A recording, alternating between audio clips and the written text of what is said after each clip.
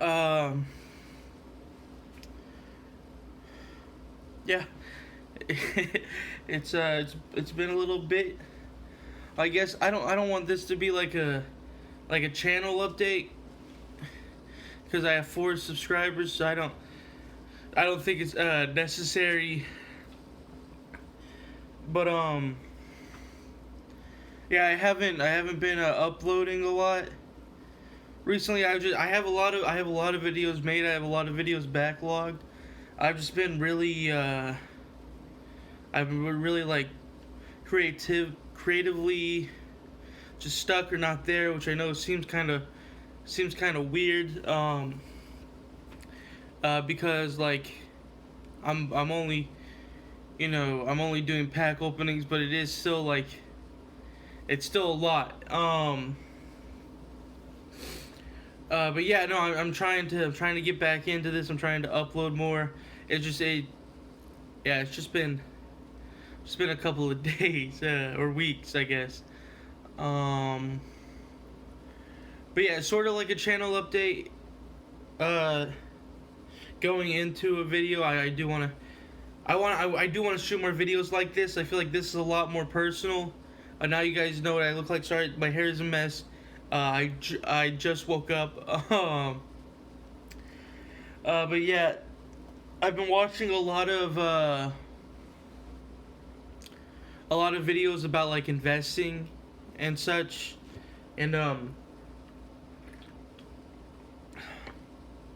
that's kind of where this channel will be headed. I still do want to do, because to me, like investment videos and such like and stuff like that is it's very like serious. I know like it seems fun, but it is very serious, because it's more about making money than it is about collecting. And I still wanted. If I'm investing and collecting at the same time, I'm investing in players that I like. But I do still also want to do fun videos where I open boxes and packs and stuff like that, and mystery packs and everything. But I will also be doing investing videos.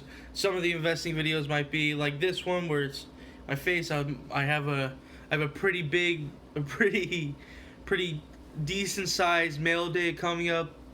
At least for me, I spent over $100 on a few players that I really like. Um, but yeah, so that's kind of where this channel's headed. Some investment videos, and then at the same time some normal fun videos, opening boxes and everything. But I do definitely want to shoot more videos like this, even though it's a little hard to set up and I can't see what I look like right now. I do definitely want to do more videos like this. So with that, let's get into the video.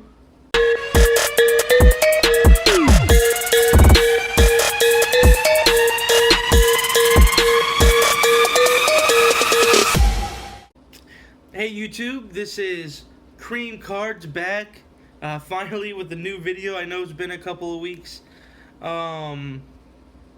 I'm back finally, and today I want to share with you all the viewers, 5 or so investing tips. It might be less, tips for new investors or for your first time investing.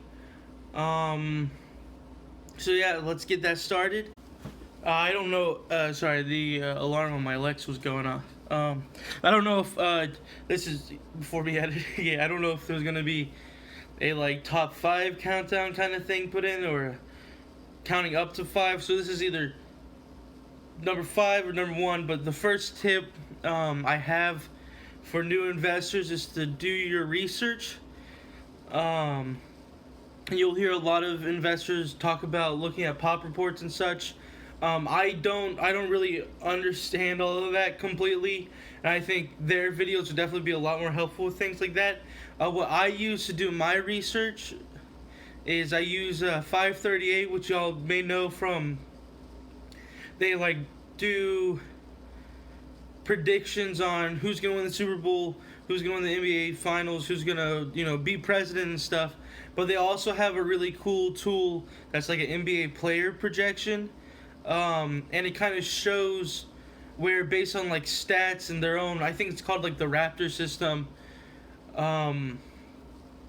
It's like a random analysis of player performance or something.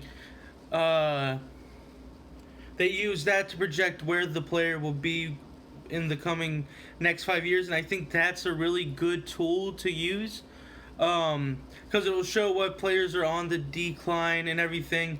And I just think when you're looking to start finding players to invest in, of course, you have your Lukas and your Trays and your Zions and your Jaws and your Jason Tatums, but if you want to find players who other people might not be thinking of, so you kind of have the first step on those markets, I would definitely say start with the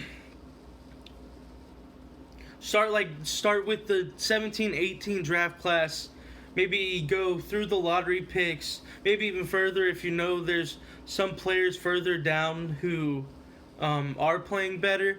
But at least start with the lottery picks. Put those players in the 538, like look them up. You can look up literally any player in the NBA right now. Look them up, and it'll tell you where they're projected to be in the next 5 years. If they're a future All-Star, if they're just if they're an up-and-comer. Up-and-comers are also good ones. Future All-Star, of course, is a good one. If they're potential future MVP candidates, if they are, or if they're just going to be like a marginal prospect or something. And with the 1920 draft class, I'd either say marginal prospect, okay prospect, or great prospect. Of course, definitely look at the great prospects. That'll be like Kobe White, Ja, Zion, Darius Garland and such. But also look at some of the okay prospects, because they can be better. I know like even players like Matisse Thybulle, I'm pretty sure is also just an okay prospect, but we've seen how he's able to play and how he's been able to integrate himself into the system over there at 76ers. So just do your research there and look at these players, and I think you'll be able to find a lot of maybe hidden gems that you wouldn't be usually think about. I want to do a video in the future of 5 players who I think are worth investing into that others might not think about in the future. But yeah, I definitely say start there when you're looking at who to invest in, when you're looking at who to invest in young players. Tip number 2 would be you don't have to just focus on young players. You can focus on players who have been in the league for a while. Like players who you already know are good. A lot of the time with young player investments, those things kind of they're risky. You don't know if they're gonna pan out or not. They look good now, it's their rookie season, but injuries and everything, you don't know what's gonna happen. So other times it is smart to be safe and investing in players who have been in the league for a while. Like, I mean, even younger ones that have been in the league for a while, like Nikola Jokic and Jamal Murray, their rookie cards are going for cheap now, but they're the leaders of the Denver Nuggets, who are one of the better teams in the Western Conference. So when they, especially coming into playoff time with the NBA coming back, thank God, they just keep improving and getting better. And if they win a series, win 2 series, maybe make it to the Western Conference Finals, who knows? We don't know what's gonna happen. Those cards are gonna rise in value. So the Jokic's and the Jamal Murray cards, but also even a lot of raw, ungraded James Harden, Russell Westbrook, Chris Paul, Kevin Durant cards are going for really cheap, and a lot of them are selling at PSA 10s for $500, $600 right now. But if you buy them raw and graded, you can get it like $20 a card, which seems like a lot, especially if you're collecting on a budget. But even if you can just afford one who looks nice, definitely compare it side by side with the PSA 10, but that looks nice and you want to get submitted, you can make a good amount of money from that, from a player who people aren't necessarily collecting right now because they're not the young players who everybody's looking at. Instead, they're the older players who people don't really pay any mind to. And not to mention the fact that uh, they all have a few years on LeBron James. I know LeBron James seems like a machine, seems like he's never going to retire, but he's going to retire someday. And when he does, people like Kevin Durant and Russell Westbrook will be the stars of the NBA. I know we have Giannis still in the league, and he's a lot younger, but a lot of these older stars who are good and are still playing well, are still leading teams, will still be the stars of the NBA. So even like also looking at like Kyrie or Victor Oladipo or any of these older players who are more concrete in the league, who we know are good prospects, and I mean they might be in their declining years, but they're still able to lead teams and lead good teams to the playoffs and through the playoffs. I think those are definitely players to look at that other people won't be looking at. Tip number 3, I'm gonna have to go with, I know Prism's like the big one. A lot of people send in PSA 10 Prisms, and I get that. I think Prism's it's a great set, but you should look at more. You should look at collecting more than just Prism rookie cards, because there is a lot of good stuff out there, especially nowadays. Panini pushes out a lot of good products. Currently, Mosaic is super hot. And I checked on eBay the other day. PSA 10, like a PSA 10 Tyler Hero base silver sold for I think like $699, which is insane. And that's not Prism, that's Mosaic. So yeah, right now Mosaics are really hot. A lot of optics are really hot, especially. I mean, first year optics, that's Giannis's rookie class, and it's a good rookie class, but also just the design of the cards. A lot of people are looking for those first year optic cards. And like the rated rookie symbol, I think is kind of, it's something recognizable. Yes, everyone knows like the rookie shield, but the rated rookie symbol I think is a lot more iconic and recognizable because it's been around for a while. And I think a lot of, like, in the future, collectors of these players are going to want rated rookies along with the like Prism rookies and the Select rookies. But yeah, also look at Select. Select is an amazing product, super high-end product. It's only in hobby format, which is a good sign, and it's a really solid product. But when these people collect these cards, in the future, they're not only going to want one type of these cards. They're not, someone in the future who really likes Jason Tatum isn't only going to want the Jason Tatum Prism rookie. Like for me, I'm collecting Steve Francis after the fact. I don't only want the top Steve Francis rookie or whatever. I want to try to collect as many different types of his rookie card as I can. That's what I've sort of been doing. So definitely the same thing. I mean, Revolution puts out an amazing product. It's super pretty. It's super holographic. So that's definitely something to look at. Crown Royale is something to look at. Just these nice looking things and different looking cards, these die cut cards and everything. People in the future are going to want to collect those too. You might not be able to grade them and flip them now because they're not Prism based. But I think if you hold on to them for a couple of years until these players are like the top players in the NBA, then any collector of that player will, as long as they got the cash for it, they'll want to buy it. So I think definitely it pays to look into things other than Prism, because Prism-based rookies are also coincidentally the most expensive base rookies you can get. So yeah, it definitely pays to look into more than the Prism base rookies.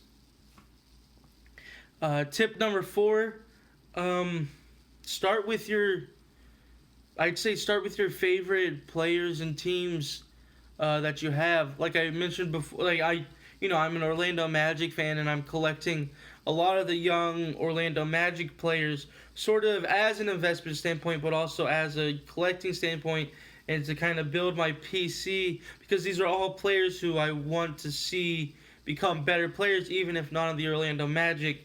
Um, I've been buying a lot of Mo Bamba recently. I know Mo Bamba's kind of been it's been a little underwhelming, but also he's coming off the bench at center and everything. But I think even if not for the Magic, Mo Bamba could grow to become a better player. He's got the length. He's working on his shot. He's trying to become like an overall threat instead of just a paint scorer, because there are people longer and taller than him. But trying to kind of become like a Rudy Gobert type and everything. And if he can transform into that, transform an all-star, I think his cards could be worth a lot. But I want to see him succeed, even if it's not with the Magic. Like these young players, I'm excited to see them grow. But if they don't grow on the Magic, that's fine. That's whatever. I know where they started, and I'm glad they started here. That's why I'm super happy for Victor Oladipo, and I'm super happy for Tobias Harris, because they've grown into good players, even if they couldn't get it done with the Orlando Magic. But that was also a lot of years of questionable coaching and everything I don't want to get into. But yeah, start with your favorite teams and players. Out west, I'm a big fan of the Denver Nuggets. That's why I've been talking about Jokic and Jamal Murray. I think that they're like my second favorite team in the league, just because I think Jokic is such an odd superstar for a team. But yeah, start investing with your favorite teams and players, because then it kind of, it's fun. It makes it more enjoyable for you, instead of you just collecting players who are good, but you don't have any stake in them. You don't care if they do well or not. You want to collect players who you have some stock in, and who you want to play well because they're playing for one of your favorite teams, and you want to see that team succeed. And then fifth one, this kind of goes in from the last one. Make sure you have fun while doing it. I know I have a blast buying stuff from eBay, and it's a problem. But definitely, if you're a card collector and you want to try your hand at investing, and you try it and you don't really feel satisfied with it, then don't do it. Like there's nothing keeping you from doing it. You don't have to do it. If you just want to open up mystery packs, that's fine, that's fair. You get a lot of fun. It's a lot of fun opening up mystery packs. It's a lot of fun breaking boxes. Like all of that, I think the most important thing for you to be doing as a collector is having fun. And also look at it, investing from a collecting standpoint, not from a making money standpoint. A lot of people look at it from a making money standpoint. They're the ones driving up the prices. They're kind of like the bad guys in card collecting. No one really likes them because they're not in it for the hobby. They're in it to make money. Be in it for the right reasons. Be in it for the hobby. Have fun while doing it. If you don't have fun while doing it, then stop doing it. You don't need to waste your money on these potential players. Waste your money on players that you like, or waste your money on mystery packs, or whatever you like doing, whatever you like having fun on. Definitely stick with that instead of just doing something because it seems like what the populace of YouTube is doing or sports card collectors are doing. That's the biggest thing. Keep a binder. I like keeping a binder of cards that I liked. Just have fun with it. I don't want anybody collecting because they feel like they have to, or investing because they feel like they have to. I want people to invest because they're having a good time. That's what they like doing. Yeah, those are my five tips for new investors. Stay tuned. There's gonna be a lot of fun stuff coming up on this channel. If you could definitely share these videos with your friends. It's been getting my videos have been getting a little bit more and more traction recently, which I like. But yeah, share these videos with your friends. I want to get the subscriber count up. Once I can get more subscribers, I would love to be able to do giveaways and such with cards that I get. Um, because I really want to give back to the community in any way that I can. Because it's important. And yeah, make sure you leave a like and subscribe. Uh, I'm happy to be back. Thanks for watching. I hope you have a good day.